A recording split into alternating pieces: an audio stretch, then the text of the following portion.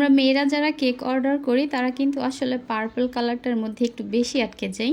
আর ইদানিং পার্পল কালারটা এত বেশি ট্রেন্ডিং, আর পার্পল কালারের মধ্যে যখন বো দিয়ে ডেকোরেশন করা হয় তাহলে তার কোনো কথাই নেই। বো দিয়ে কেক ডেকোরেশন করলে কেকগুলো যে এত বেশি ভালো লাগে, মানে সিম্পল ডিজাইনের মধ্যেও যখন এই বো দিয়ে কেক ডেকোরেশন করা হয় তখন কিন্তু ওই কেকের লুকসটাই চেঞ্জ হয়ে যায়। তো এই কেকটার রেফারেন্স পিকচার আপু নিজেই সিলেক্ট করে দিয়েছিল আমাকে। কেকটা ছিল 1 পাউন্ডের মধ্যে চকলেট ফ্লেভারের।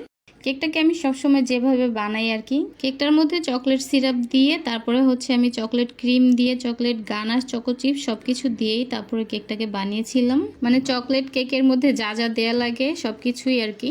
সবসময় আসলে একই কথা বলতেও ভালো লাগে না যে কেকের মধ্যে কি দিচ্ছি না দিচ্ছি। চকলেট ফ্লেভারের মধ্যে তো chocolate ganache choco chips chocolate cream এগুলো থাকবে, এটাই স্বাভাবিক।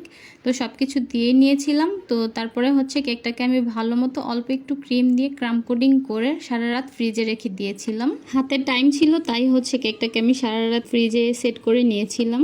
আর হাতে যখন সময় না থাকে তখন কিন্তু আমি একদম সময় না থাকলেও কিন্তু 10 থেকে 15 মিনিট ফ্রিজে রেখে সেট করে নিই, এতে করে কেকটার ফিনিশিংটা ভালো আসে। আর তারপর দিন হচ্ছে কেকটাকে আমি হোয়াইট কালারের ক্রিম দিয়ে ফিনিশিং দিয়ে নিয়েছিলাম। কাস্টমার আপু আমাকে একটা পার্পল কালারের কেক বানাতে বলেছিল, তো আমি প্রথমে হোয়াইট কালারের ক্রিম দিয়ে কেকটাকে কাভার করে নিয়েছি। অনেক সময় দেখা যায় কিন্তু একসঙ্গে অনেকগুলো কালার ক্রিমের মধ্যে দিলে ক্রিমের টেস্টটা নষ্ট হয়ে যায়। তো সেজন্য আমি কেকটাকে আগে হোয়াইট কালারের ক্রিম দিয়ে কাভার করে নিয়েছি, তারপরে হচ্ছে অল্প একটু সাদা ক্রিমের মধ্যে আমি পার্পল কালারটা দিয়ে মিশিয়ে নিয়েছি। আর তারপর হচ্ছে অল্প অল্প করে কালার দিয়ে একটা কালারিং শেড তৈরি করে নিয়েছিলাম কেকটার মধ্যে। তো আপু যেভাবে আমাকে রেফারেন্স পিকচারটা দিয়েছিল আমি ঠিক সেভাবেই বানিয়ে দেওয়ার চেষ্টা করেছি, মানে নিজের মতো করে কোনো নতুনত্ব কিছু অ্যাড করিনি। তো আমি কেকটার উপরে হচ্ছে একটা প্যালেট নাইফ দিয়ে একটা স্পাইডার ডিজাইন করে দিয়েছি। এবার হচ্ছে কেকটার মধ্যে যে আসল সৌন্দর্য, মানে যে বো দিয়ে কেকটা ডেকোরেশন করব, যার জন্য কেকটা এত বেশি প্রিটি লাগছিল, তো সেই বোটাই এখানে সেট করে দিচ্ছি।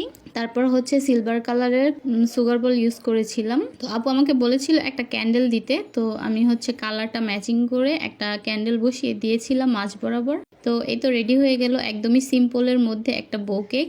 সিম্পল এই কেকটা কিন্তু এই বোটা দেওয়ার কারণে অনেক বেশি প্রিটি লাগছে। তো এই ছিল আজকে আমার এই সিম্পল কেক ডেকোরেশন। আশা করছি আমার আজকের এই কেক ডেকোরেশনটি আপনাদের কাছে খুবই ভালো লেগেছে। আল্লাহ হাফেজ।